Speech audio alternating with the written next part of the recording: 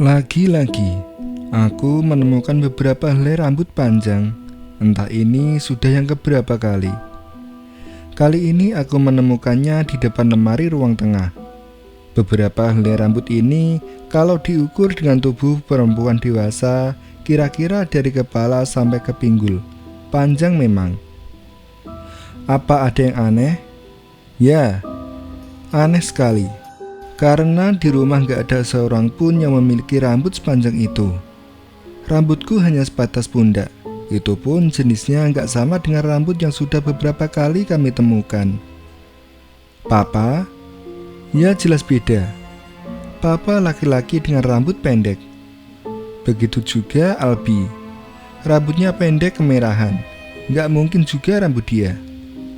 Oh iya, aku, Papa, dan Albi, adik laki-lakiku, baru saja menempati rumah peninggalan nenek. Rumah bertingkat yang sebenarnya nggak terlalu besar, tapi bisa dibilang terlalu besar buat kami bertiga. Ya, kami hanya bertiga. Mama sudah berpulang tahun 2019. Sebelumnya kami tinggal di bilangan Jagakarsa, selatan Jakarta. Tapi Papa memutuskan untuk pindah ke rumah peninggalan nenek yang sudah lama kosong. Rumah nenek ini terletak di kawasan Bogor Barat, sudah dekat ke kaki Gunung Salak. Karena bermacam alasan, kami akhirnya pindah ke rumah nenek ini. Bukan tanpa kendala, aku jadi harus menempuh perjalanan cukup jauh kalau harus berkuliah. Kampusku di Jakarta, sedangkan Albi yang masih SMU terpaksa harus pindah sekolah. Sedangkan Papa karena pekerjaannya nggak melulu harus di-stay di kantor, jadinya nggak terlalu bermasalah dengan jarak. Hanya sesekali saja dia harus datang ke tempatnya bekerja. Rumah ini termasuk bangunan tua. Papa bilang dibangunnya sekitar tahun 80-an. Jadi umurnya hampir 40 tahun. Kata Papa juga, kakek dan nenek membelinya dari orang lain. Sejak saat itulah rumah ini jadi tempat berkumpul keluarga, khususnya ketika hari raya. Walaupun bangunannya gak terlalu besar, tapi pekarangannya cukup luas. Peninggalan nenek masih terlihat dengan banyaknya tanaman yang masih terawat subur. Oh iya, nenek berpulang tahun 2017 lalu. Kakek sudah mendahului 3 tahun sebelumnya. Sepeninggal kakek nenek, rumah ini sempat ditinggali oleh adik Papa yang paling bungsu, Om Ilham namanya. Tapi entah apa alasannya, Om Ilham dan keluarga hanya kurang lebih 1 tahun menempati. Kemudian pindah ke rumah sendiri. Setelah itu rumah ini kosong. Sampai akhirnya kami datang untuk menempati awal 2020. Ya sudah, sejak saat itu kami tinggal di sini, di rumah nenek. Kak, lo lihat gak? Lihat apaan? Kayak ada perempuan berdiri di lantai atas, di jendela, tapi sekarang sudah hilang sih. Ah, mana ada? Halu lu ah, rumah ini kan kosong. Jangan macem-macem deh, gue gak lihat apa-apa. Percakapan antara aku dan Albi itu terjadi ketika kami baru saja datang. Ketika baru saja selesai memindah-mindahkan barang dan perabotan. Percakapan yang cukup aneh, karena yaitu tadi, Albi seperti melihat ada perempuan sedang berdiri memperhatikan di lantai 2 dari balik jendela. Tapi, pada saat itu kami nggak membahasnya lebih jauh lagi, walaupun tetap saja masih menempel dalam ingatan. Hari pertama kami habiskan dengan membereskan barang-barang, hanya bertiga, nggak ada bantuan. Dengan riang gembira kami mengerjakannya, menyusun dan memilah-milah barang mama dan bagusnya diletakkan di mana. Rumah 2 lantai ini pada akhirnya jadi penuh perabotan. Sekitar jam 9 malam, ketika kami sudah kelelahan, kemudian duduk di sofa depan TV di lantai bawah. Sebelumnya aku sudah membuat teh hangat untuk menemani istirahat, berbincang santai membahas segala macam. Tapi ya begitu, seperti biasa, yang paling tahan menghadapi serangan kantuk memang aku. Papa dan Albi paling gak bisa menahan kantuk. Sekitar jam 11 malam, mereka berdua sudah terlelap, masih di sofa, sementara aku masih terjaga, berdiam sendiri sambil menonton TV yang acaranya sudah gak jelas. Di rumah baru, Tempat tinggal baru tentu saja perasaan masih kurang nyaman. Proses adaptasi masih susah dilakukan, apalagi masih hari pertama. Beberapa kali aku memperhatikan ke setiap penjuru ruang tengah, menilik setiap sudutnya, mencoba untuk menerkam semuanya. Lampu besar sudah aku matikan, jadi pencahayaan hanya dari lampu kecil dan layar TV. Nggak ada suara lain selain TV. Di luar pun nggak terdengar ada pergerakan manusia, karena memang jarak ke rumah tetangga nggak terlalu dekat. Jadilah aku melamun sendirian dalam sepi. Nah, ketika masih mencoba menikmati teguk terakhir dari gelas teh, pendengaranku menangkap sesuatu. Ada suara samar dari lantai atas. Suaranya seperti meja dan kursi yang bergeser. Awalnya sangat samar, tapi lama-kelamaan suaranya semakin jelas. Sampai akhirnya aku mencoba membangunkan papa. Tapi karena mungkin sudah terlalu lelah, papa nggak bangun juga. Begitu juga dengan Albi. Setelahnya, suara itu sempat menghilang, tapi hanya sebentar. Beberapa menit kemudian terdengar lagi. Kali ini lebih jelas. Aku mendengarnya seperti meja atau kursi yang bergeser. Penasaran, aku memutuskan untuk naik dan melihat ada apa sebenarnya. Ku naiki tangga menuju lantai atas, yang letaknya di bagian belakang ruang tengah, di dekat dapur. Tangga yang gak terlalu tinggi, namun di tengahnya berbelok ke kanan. Lorong tangga memang ada lampu, tetapi saat itu papa belum memasang bola lampunya. Jadinya gelap. Ditambah, sepertinya lantai atas juga dalam keadaan gelap. Jadinya sama sekali nggak ada cahaya menerangi. Satu persatu anak tangga aku injaki, perlahan, sambil menajamkan pendengaran karena suara benda bergeser itu semakin jelas. Setelah beberapa anak tangga terlewati, kemudian berbelok ke kanan. Dari posisi ini, aku sudah bisa melihat lantai atas. Dan benar, di atas benar-benar gelap gulita. Mungkin papa sengaja nggak menyalakan lampu. Lalu kemudian aku lanjut melangkah. Jujur, sebenarnya aku agak was-was. Walaupun beberapa tahun sebelumnya sudah pernah ke rumah ini, tapi tetap saja kali ini aku sebagai penghuni baru, sama sekali nggak kenal. Makanya, untuk memutuskan ke lantai atas sendirian seperti ini sebenarnya termasuk nekat. Apalagi aku termasuk anak yang penakut. Tapi ya sudahlah, sudah terlanjur, hampir sampai. Terdengar lagi, makin jelas, karena memang jaraknya semakin dekat.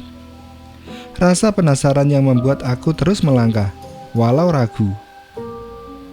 Tinggal satu langkah akan sampai. Tapi dari sini, aku sudah bisa melihat hampir seluruh sudut lantai atas.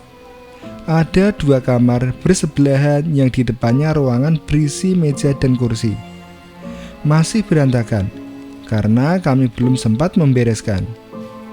Memang, keadaan sangat gelap. Tapi karena belum ada tirai yang menutupi jendela, jadinya penglihatan terbantu oleh cahaya yang masuk dari luar. Aku dapat melihat semuanya walau samar. Saat itu, gak terdengar lagi suara tadi. Ketika aku sedang memperhatikan semuanya, meja kursi juga masih berada di tempatnya. Gak ada yang bergeser. Tapi, tiba-tiba suara itu muncul lagi. Kali ini, ternyata gak hanya suara, tapi diiringi dengan pergerakan. Benar tebakanku. Suara itu memang akibat dari adanya pergeseran benda. Aku melihat kursi kayu yang ada di pojokan bergerak sendiri. Bergeraknya nggak jauh, mungkin hanya sekitar 1 meter. Tapi tetap saja mengagetkan. Ya, kursi itu bergerak sendiri. Anehnya, aku sama sekali nggak merasa takut. Yang ada malah penasaran. Padahal beberapa detik kemudian kursi itu bergerak lagi, tapi kembali ke tempatnya semula sebelum bergeser. Yaitu tadi, aku malah semakin yakin untuk datang melangkah mendekati. Ingin tahu apa yang membuatnya sampai bergeser seperti itu. Sampai akhirnya, langkahku terhenti ketika sekali lagi mendengar ada suara yang muncul lagi. Bukan, kali ini bukan kursi yang bergeser. Ada suara perempuan bersenandung di lantai ini. Aku menebak suaranya berasal dari salah satu kamar. Saat inilah aku mulai merinding. Senandungnya seperti sedang menyanyikan sebuah lagu. Nggak seperti sebelumnya, kali ini aku nggak berani untuk mencari tahu. Takut. Kemudian aku memutuskan untuk mundur beberapa langkah, berniat kembali turun ke lantai bawah. Sudah semakin nggak nyaman. Namun tiba-tiba kursi kayu bergeser lagi, bergerak mendekat ke arahku. Aku terkejut kali ini, kaget, seperti tersadar. Lalu aku membalikkan badan lalu lari menuju tangga. Tapi ternyata ujung bawah tangga sudah ada papa berdiri dalam gelap. "Kamu ngapain ke atas sendirian, Kak?" "Besok saja ceritanya, Pak," jawabku singkat. Itulah kejadian seram pertama kali ketika tinggal di rumah ini.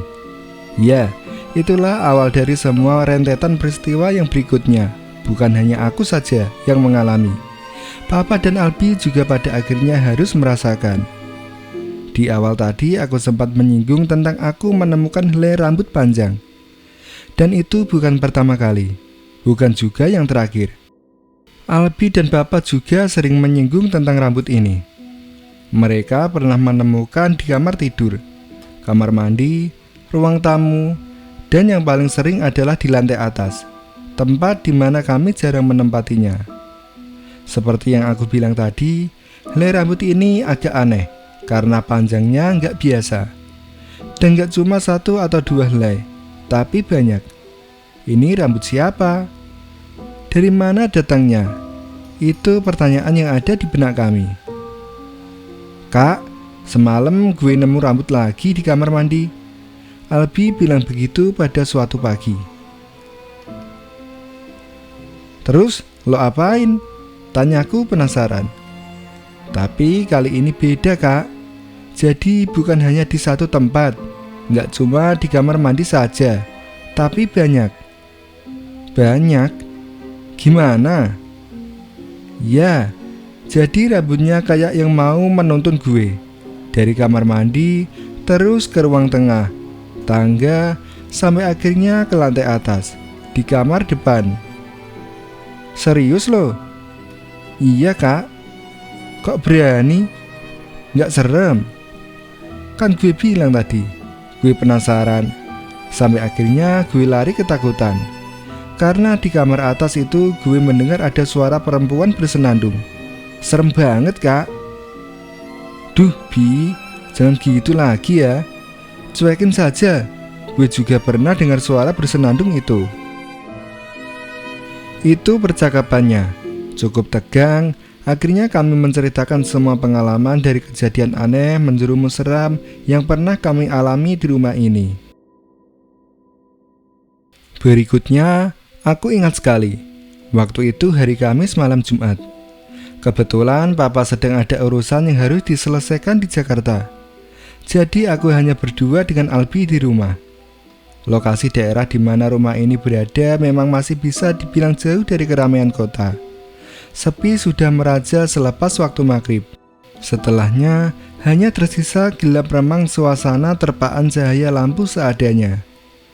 Malam itu aku dan Albi seperti biasa menghabiskan waktu di ruang tengah depan TV, berbincang membahas apa saja yang bisa kami bahas. Aku tahu kalau Albi juga sama seperti aku, punya perasaan was-was karena kami hanya berdua di rumah sendirian. Makanya sebisa mungkin terus berbincang untuk mengalihkan pikiran. "Papa WhatsApp nih, katanya pulangnya malam, kita disuruh tidur duluan," ucapku. "Tanya pulangnya jam berapa gitu, Kak?" "Jam 1-an katanya, masih ada urusan." Wajah Albi terlihat cemas. Aku mengerti, karena aku pun sama. Tapi ya mau gimana lagi, kami hanya bisa pasrah menunggu sampai Papa pulang. "Kita tidur di kamar Papa aja ya, Bi?" "Iya, Kak." Singkatnya sekitar jam 10 kami masuk kamar, mencoba untuk tidur. Kamar Papa ini cukup besar, karena sekaligus sebagai ruang kerja. Jadinya masih terasa lowong ketika aku dan Albi tidur di dalamnya. Kami tentu saja menutup pintu dan menguncinya. Sudah jam 11, nyaris tengah malam, tapi aku masih saja belum bisa memejamkan mata. Sementara Albi sudah nyenyak dalam tidurnya. Tapi syukurlah, entah kenapa ketika menjelang jam 12 malam, tiba-tiba kantuk datang menyerang. Aku pun akhirnya tertidur. Aku merasakan kalau tangan kanan ada yang mencengkram kuat. Aku jadi terjaga, cengkraman ketakutan. Kaget, aku lalu mencoba melihat siapakah yang sedang memegang tanganku ini. Ya, tentu saja Albi. Tapi kenapa dia begitu? Kenapa mencengkram tanganku? Kamar dalam keadaan gelap. Hanya cahaya lampu dari luar jadi sumber sedikit penerangan. Makanya, walaupun gelap aku tetap masih bisa menatap wajah Albi di sebelahku. Ternyata Albi sepertinya terjaga lebih dulu. Aku keheranan di samping cengkraman kuat tangannya, ternyata wajah Albi terlihat ketakutan. Was-was. Kenapa, Bi? Ada apa? Bisikku pelan. Albi memberi isyarat seperti itu. Tangannya di tengah bibir, meminta aku untuk diam. Kemudian tangannya menunjuk keluar ke ruang tengah. Aku turuti isyaratnya untuk diam dan memperhatikan ruang tengah. Ruang tengah? Kok ruang tengah bisa terlihat? Pintu kamar dalam keadaan terbuka, makanya kami bisa melihat keluar. Padahal aku yakin kalau sebelum tidur tadi kami sudah menutup pintu dan menguncinya. Loh, buka pintu kamar? Tanyaku, lagi-lagi sambil berbisik. Albi nggak bersuara, tapi kepalanya menggeleng pelan. Kembali aku memperhatikan ruang tengah. Albi juga.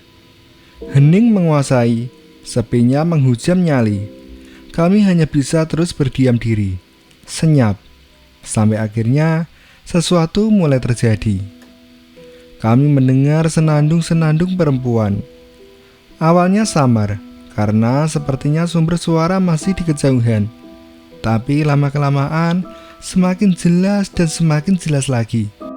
Senandung nyanyian yang aku belum tahu nyanyian apa, tapi kedengarannya sungguh seram. Nada-nada sedih melantun cekam. Aku dan Albi berpegang tangan erat. Kami ketakutan ketika senandung itu sepertinya semakin dekat ke pintu kamar. Lampu ruang tengah juga mati, gelap. Namun kami masih bisa melihat dengan jelas karena seperihan cahaya dari luar. Degup jantung serasa berhenti. Aku merasakan keringat dingin sedikit demi sedikit mulai jatuh. Ketika akhirnya si empunya suara terlihat sangat jelas. Dia berjalan pelan di ruang tengah, yang sepertinya dari arah tangga, lantai atas. Sosoknya perempuan, berpakaian gelap, dengan wajah nyaris nggak kelihatan, karena tertutup untaian rambut panjang. Rambut panjang yang tergerai hingga nyaris menyentuh lantai. Sungguh sangat menyeramkan. Dia berjalan sambil bersenandung. Yang lebih ngeri lagi, senandungnya sesekali diselingi oleh tawa kecil tertahan. Kak, Albi berbisik pelan menahan tangis.